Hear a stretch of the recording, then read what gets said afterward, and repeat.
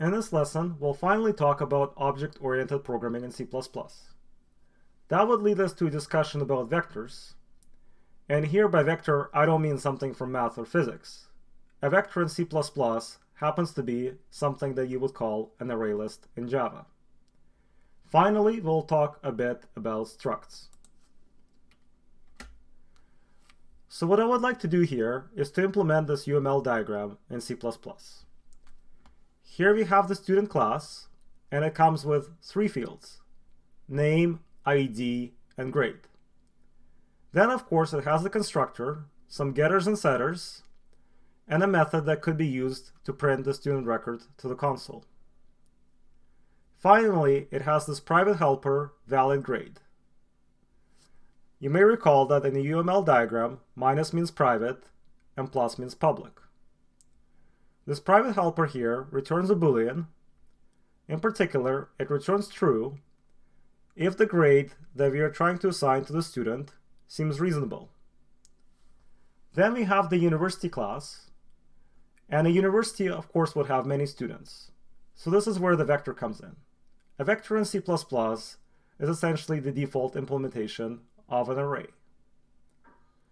So we have a vector of students as our only field. Then we have the constructor. We have a method to add a student to the university. We have a method to print all student records to the console. And this is where we would also have the main method to run the program from. Here in VS Code, I have created all of the files that we would need to implement this program. Typically, for each class, you have a header file and a CPP file, like I have here for the student class and for the university class. In some cases, you might combine some of the header files together. However, in this case, we'll just leave things as is. We'll start our implementation by implementing the headers. What I have here is the header that we developed in the previous video. So I'm going to copy and paste this for us to get started. As I mentioned in the previous video, the C preprocessor directives are always going to be there, and they're always going to be essentially the same. So the only thing that we're going to do is, of course, change the name of the constant in the directive to match with the name of the header and to follow the convention. So we change that to student_h, all in caps. We'll leave the import statements as is. I'm sure we'll need to use the IOStream and the string packages in this program. We'll leave the using namespace directive as is. We'll talk about namespaces more in some of the later videos. Then, of course, the function declarations that we have here are no longer relevant. So we'll get rid of those. And instead, what we would like to have are the declarations given to us by the UML diagram. And I have already created them in a separate file. So I'm just going to copy and paste those in. Now, next, I need to tell C++ somehow that all of those methods belong to the same class. So I need to start my class declaration. So what I'm going to do is I'll write class student, and I will open up the curly braces, and then I'll wrap all the methods that belong to this class inside the curly braces. Just like with the method declaration, how you have the semicolon at the end, we would need to have a semicolon at the end of the class declaration. This is something quite important. The compiler usually complains quite a bit about this. Then, of course, our class is going to need to have the fields. So I'll copy and paste the declaration of the fields into our class.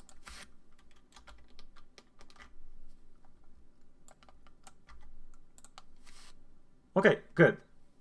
The only thing that we are missing now is if we're not telling C++ which things in here are private and which ones are public. So in Java, you would usually put the private or public modifiers before each field and before each method, like this. However, in C++, you just need to write private and public once. So what you would do is after private, you would put the colon, and then you would list everything that's private in that class. So something else that's private is our helper. So we'll put that in the private list. And then down here, we'll start our public list. And everything else here is public. And that is our class declaration. We'll save it, and I think we're good to go with this header. So the next step would be to implement the university header. So this time, I'm going to paste the work that we've done here in the student header. And then we proceed in the same way. We should change the constant name in the preprocessor directive to university_h. We'll leave the import statements and the namespace directive as is for now. We should, of course, change the name of the class to university. And then we're going to need to change the fields and the methods. So once again, this is something that is going to come from this UML diagram. And it's something that I have already typed out in a different file. So I'm just going to paste things in. So all of the methods in this class are public. And then we do have the private field, the vector of students.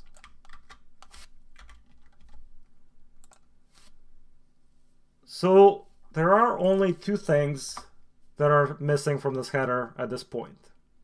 First is that we are using the vector structure, so we would need to include that package using an include statement. Then this header here, at this point, knows nothing about the student class that we constructed. So we are going to need to include the student header that we just worked on. And once again, when you include your own header files, you use double quotes instead of using angle brackets. And I think here at this point, we should be good to go. So we'll save that. So now that we declared everything, it's time to start implementing. And once again, we'll start with the student class. A good way to start implementation is to go into the header and to copy and paste the declarations of all methods that we have here. And then we'll clean things up a bit.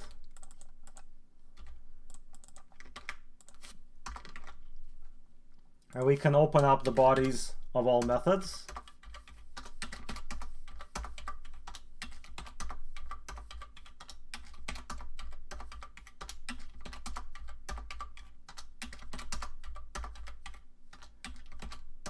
Okay, so now VS Code is complaining about student and string, and that's because we haven't included the header, because header is where student is defined and where the string package is imported.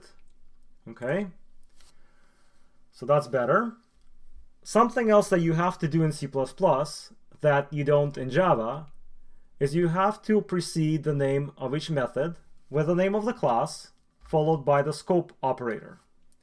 So this is how we do it. So we write student for the name of the class, and then double colon for the scope operator.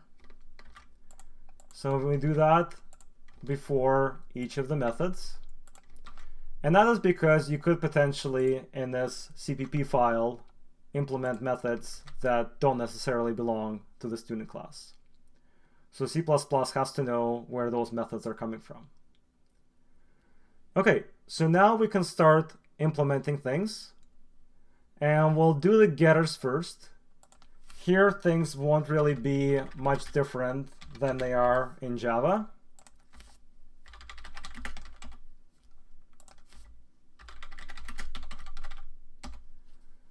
Okay, we'll do the constructor first, the constructor next. So here, if we were in Java, we would write this.name equals name, this.id equals id, this.grade equals grade. And of course we use the this keyword because we have a name clash between the names of the parameters coming in and the names of our fields. However, we see that VS Code isn't really happy about this.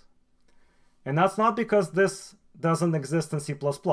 It does, and it serves the same purpose. The reason is that this is a pointer in C++, and we'll talk about pointers in a greater detail later on. But for now, what we need to know is that after a pointer, you don't have the dot, you have the error, like this. So once again, this is something that we're going to talk about in some of the later videos. But for now, just bear with me, and this is how we would write the constructor in this case. There are also going to be other ways, much shorter ways, to write the constructor, and we'll perhaps discuss those in later videos. But this is sort of the way you would have done it in Java. Then, as by spec, we do have to check that the grade is valid. So we do have to wrap the statement in the call to valid grade and pass the grade that we are given to that function.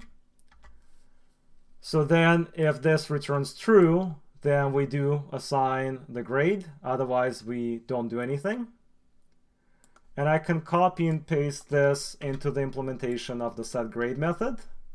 I just have to remember to change grade to new grade. And I don't really need the this in here.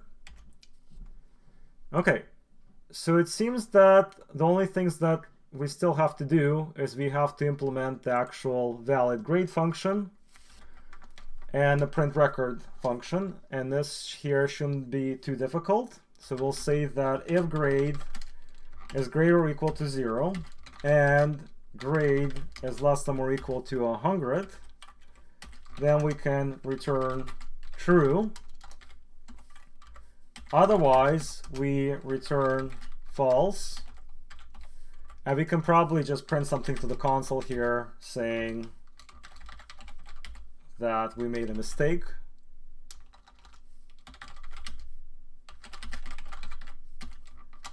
So we'll give the student name here.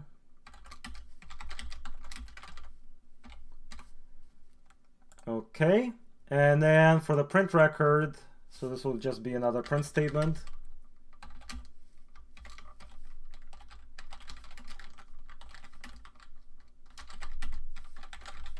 For student with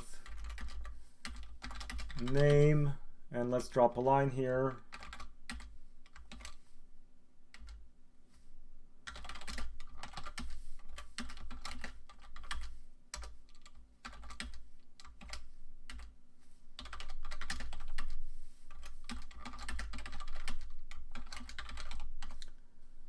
Okay, that looks quite good. So we'll save that.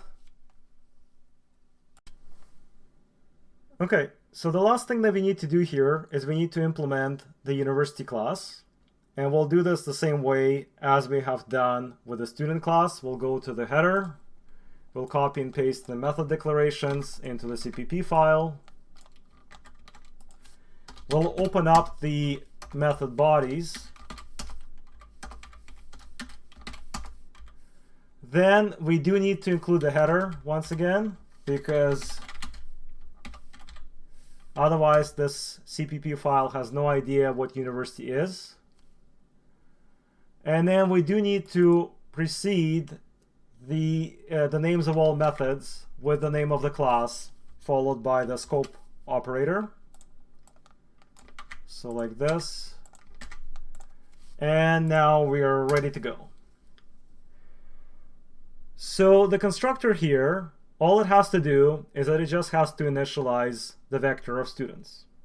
And the way we do this here is we say students, which is the name of our field, the name of our vector, is equals to vector of student followed by parentheses. And parentheses signify the method call.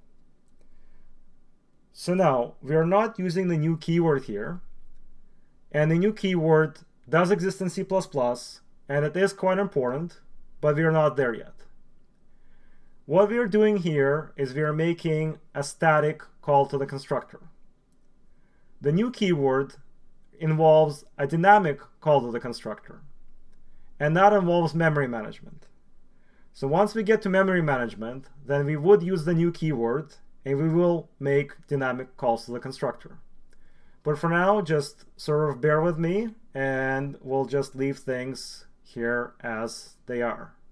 And it works. There's actually a number of different ways that you can construct a vector. For some of them, you do have to know the actual items that would go in your vector from the start. But you can Google this. There's a great article that says 5 different ways that you can construct a vector in C++. Of course, something like the vector would have a ton of documentation online in terms of what methods can you run on it, what sort of things could you do.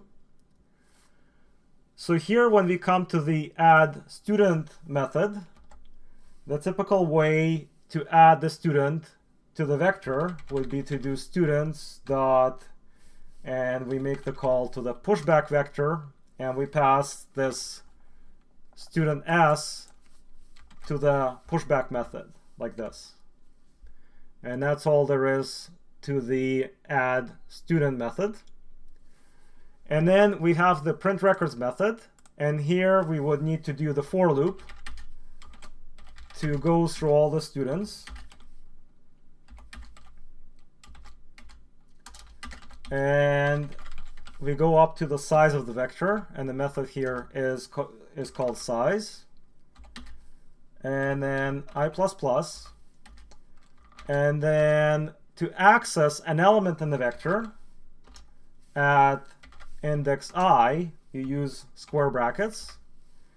And then on that student, we just call the print record method to print the student record.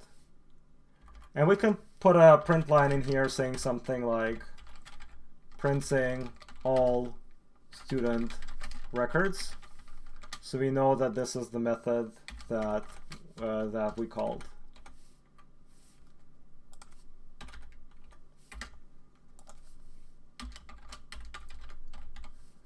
Another question you may ask is, here we are just using the very basic for loop.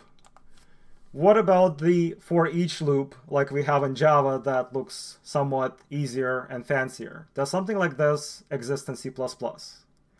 And the answer is yes. It is quite a new feature. It was introduced in either C++ 11 or 14. And we'll talk about it perhaps a bit later on when we talk about vectors in more detail. Okay, but I think as far as implementation of this class here, we're sort of done, so we'll save it. So what we should still do here is we should add the main method so that we could actually run this and make sure that everything works. So we'll do int main. And let's construct a few students and a university. And once again, we're just going to stick with the static constructors for now. So we won't be using the new keyword just yet. But the way you call the static constructor is you declare a student s1, and then you open up the parentheses and just place the arguments to the constructor inside the parentheses. So Jane Doe with ID of 111, grade of 90. And then let's copy this a couple of times.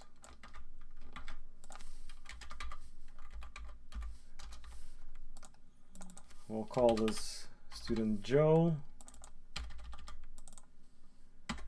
Call this student Sasha.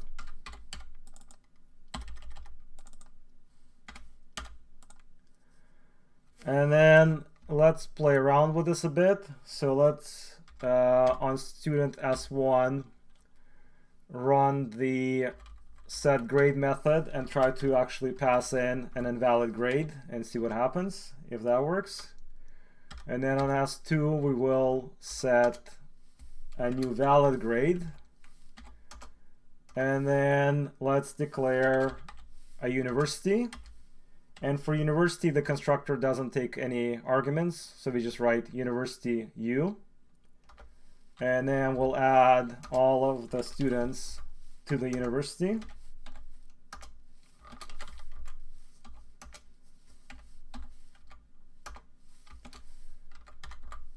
And then print the records on the entire university.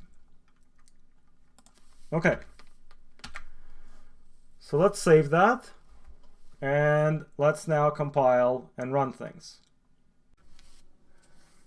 So now I would like to compile and run all of this code. So I come here to the Linux shell and I type in the typical G++. And the question is, well, what file name do I put in next? Do I put in university or do I put in student? And I had to misspell university, so let me fix that.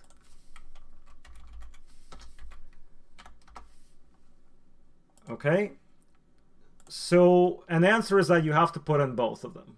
So you do have to write G++ university.cpp and then student.cpp, and then for output I'm gonna call this one uni.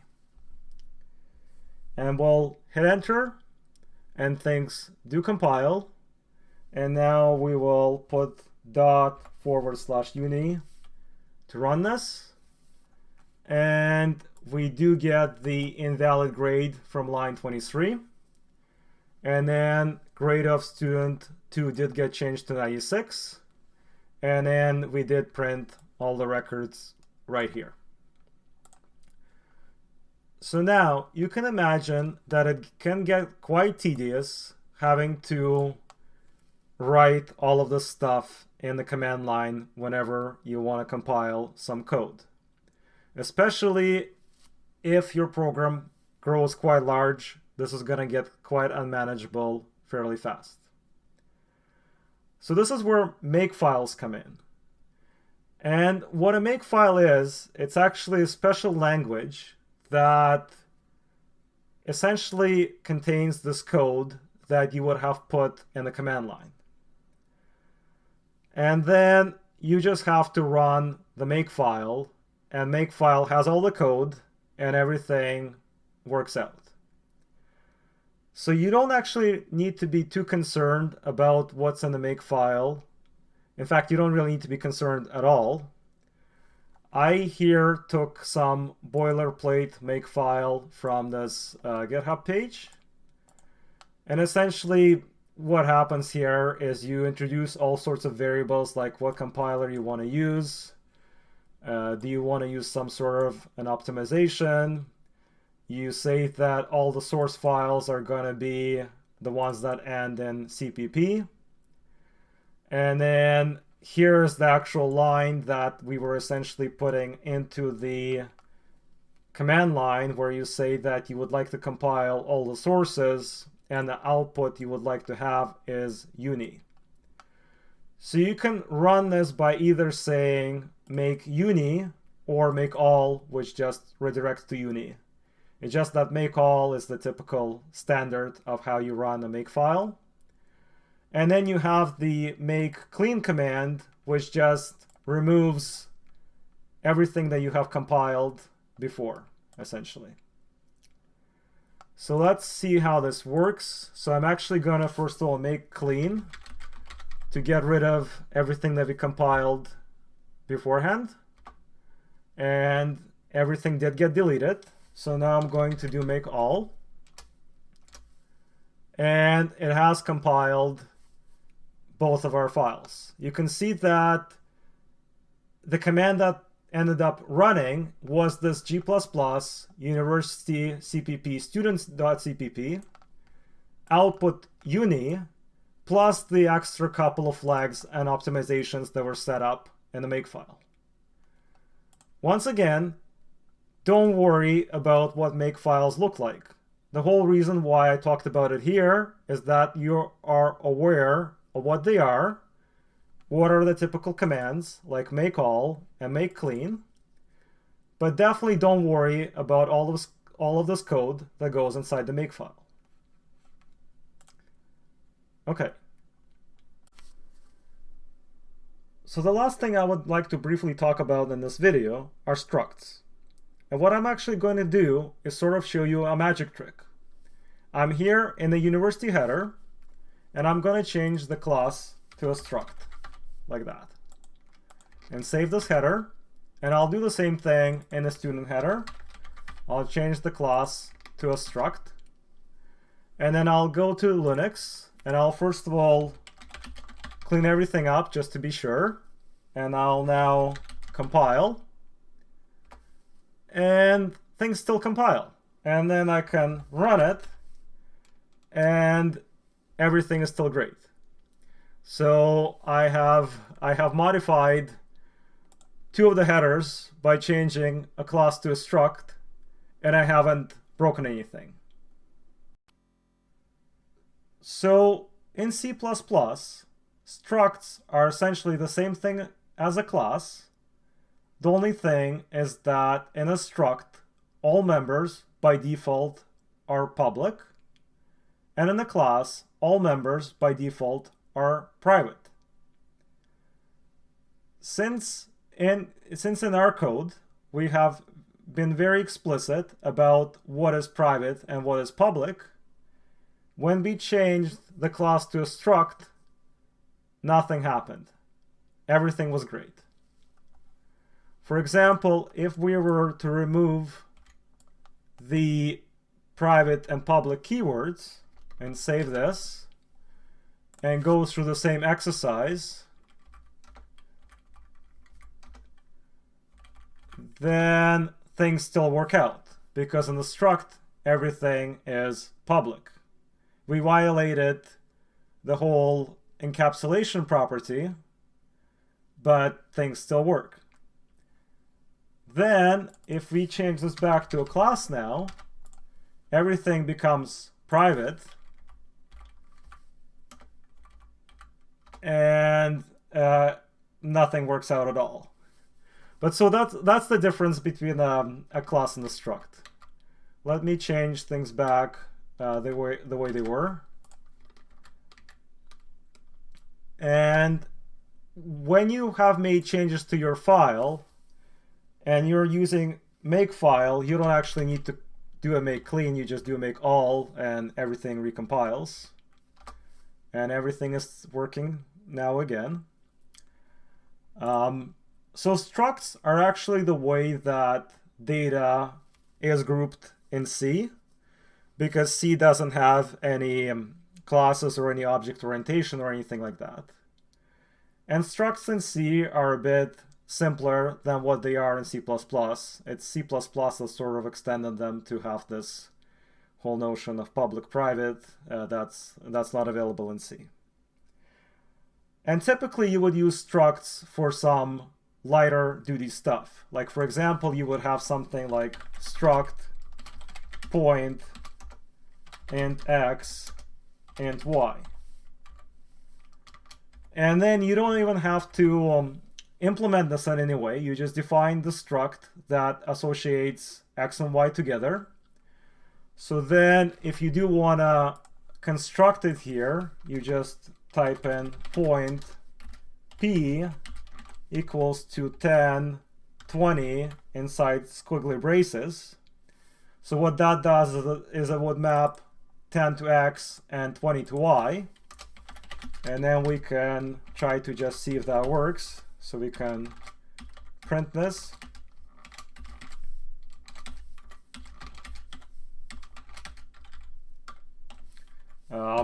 Not x and y, p dot x, p dot y.